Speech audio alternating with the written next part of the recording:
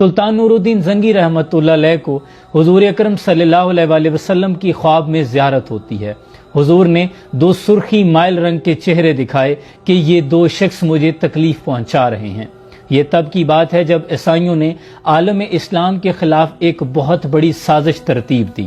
سازش یہ تھی کہ کسی طریقے سے حضور اکرم صلی اللہ علیہ وسلم کے جسد اطہر کو، جس میں اطہر کو ان کے روضہ مبارک سے چرا لیا جائے، اور عیسائیوں نے اس کام کے لیے دو ایسے شخص کا انتخاب کیا جو کہ اسلام دشمن تھے۔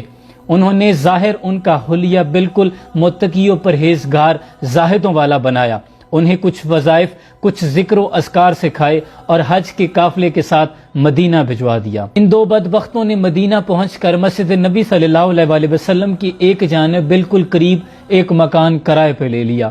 دن بھر عبادت میں مشغول رہتے، لوگوں میں تحائف تقسیم کرتے، خود کو یہ دکھاتے کہ وہ بڑے سخی، متقی و پرہیزگار اور عبادت گزار زاہد ہیں، لیکن رات کے وقت اپنی سازش پر کام کرتے۔ انہوں نے اپنے مکان کے اندر سے ایک سرنگ کھودنا شروع کی جو کہ روضہ رسول صلی اللہ علیہ وسلم کی طرف جاتی تھی، اور یہاں تک روایات میں آتا ہے کہ وہ یہاں تک پہنچ گئے تھے کہ حضرت عمر رضی اللہ تعالیٰ عنہ کے پاؤں کا انگوٹھا نظر آنے لگ گیا تھا۔ دوسری جانب سلطان نور الدین زنگی کو حضور نے خواب میں یہ دونوں چہرے دکھا دیے۔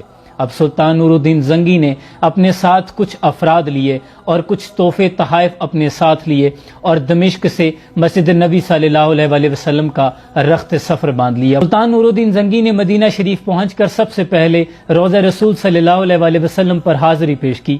عاجزانہ درود و سلام پیش کرنے کے بعد مسجد نبی صلی اللہ علیہ وسلم کے صحن میں کھڑے ہو کر یہ اعلان کروایا کہ ہر عام و خاص کو دعوت طعام دی جائے، اور یہ بھی بتایا جائے کہ سلطان نور الدین زنگی تمام لوگوں میں تحائف تقسیم کریں گے، اور ایک بڑی وسیع و عریض دعوت کا بندوبست کیا گیا۔ اب ہر آنے والے شخص کو سلطان بغور مشاہدہ کر رہے تھے اور سلطان کو جن چہروں کی تلاش تھی انہیں دیکھ رہے تھے۔ جب تقریباً تمام لوگ ہی جا چکے تو سلطان نے حکام سے پوچھا کہ تمہارے مطابق کوئی رہ تو نہیں گیا؟ تو سلطان کو بتایا گیا کہ ہمارے اندازے کے مطابق تو کوئی نہیں رہ گیا، لیکن سلطان کو وہ دو چہرے ابھی تک نظر نہیں آئے تھے۔ سلطان نے دوبارہ پوچھا تو حکام نے بتایا کہ ہاں، دو لوگ ایسے ہیں جو کہ بڑے متقی و پرہیزگار ہیں۔ کچھ نے کہا وہ تو اتنے سخی ہیں کہ لوگوں میں بانٹتے پھرتے ہیں، انہیں بھلا سلطان کے تحائف کی کیا ضرورت؟ تو سلطان کے دماغ میں فوراً شک گزرا۔ سلطان نے فوراً حکم دیا کہ ان دو لوگوں کو میرے سامنے پیش کیا جائے۔ جیسے ہی انہیں سلطان کے سامنے پیش کیا گیا تو سلطان نے ایک جھلک میں پہچان لیا کہ یہ تو وہی دو بدبخت ہیں جن کو سلطان نے خواب میں دیکھا تھا۔ لیکن سلطان نے اپنے غیظ و غضب کو برداشت کیا اور صبر کے ساتھ کہا کہ میں تمہارے گھر کا معائنہ کرنا چاہتا ہوں جہاں تم رہتے ہو۔ اب ان کا طریقہ واردات کیا تھا کہ وہ دن بھر تو عبادت میں مشغول رہتے، رات میں جو سرنگ کھودتے اس کی مٹی کو چمڑے کی تھیلیوں میں بھر لیتے اور جا کر جنت البقیع میں تمام قبروں پر پھیلا دیتے تاکہ کانوں کان کسی کو بھی خبر نہ ہو۔ اب سلطان نور الدین زنگی نے جب حکم دیا کہ میں تمہارے گھر کا معائنہ کرنا چاہتا ہوں تو ان دونوں کے چہرے کا رنگ زرد ہو گیا۔ اب سلطان ان لوگوں کو ساتھ لے کر جب ان کے گھر میں پہنچا، ہر چیز کا بغور سلطان نے مشاہدہ کیا تو جائے نماز کے نیچے کوئی سرسراہٹ محسوس ہوئی۔ سلطان نے جب جائے نماز کو اٹھایا تو نیچے ایک لکڑی کا پھٹا تھا، اس پھٹے کو ہٹایا گیا تو نیچے سرنگ تھی۔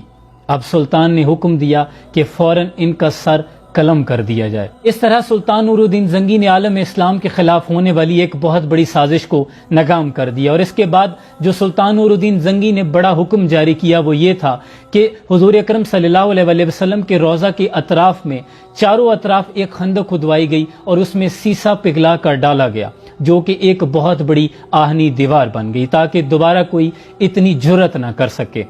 سلطان نور الدین زنگی عالم اسلام کا فخر ہیں، اور یہ تھے ہمارے سلاطین۔ صد افسوس کہ ہمارے آج کے حکمران جنہوں نے اپنی غیرت ایمانی اغیار کے ہاتھوں میں بیچ دی ہے۔ اقبال کہتے ہیں بیان میں نکتہ توحید تو آ سکتا ہے، تیرے دماغ میں بت خانہ ہو تو کیا کہیے، اور وہ رمز شوق جو پوشیدہ لا الہ میں ہے، طریق شیخ فقیہانہ ہو تو کیا کہیے، اور وہ سرور جو حق و باطل کی کارزار میں ہے، تو حرب و ضرب سے بیگانہ ہو تو کیا کہیے، اور جہاں میں بندہ حر کے مشاہدات ہیں کیا کیا، تیری نگاہ غلامانہ ہو تو کیا کہیے، صد افسوس کہ انہوں نے آج خود کو سلاطین کا غلام بنا لیا ہے، انہوں نے اپنی غیرت ایمانی اغیار کے ہاتھ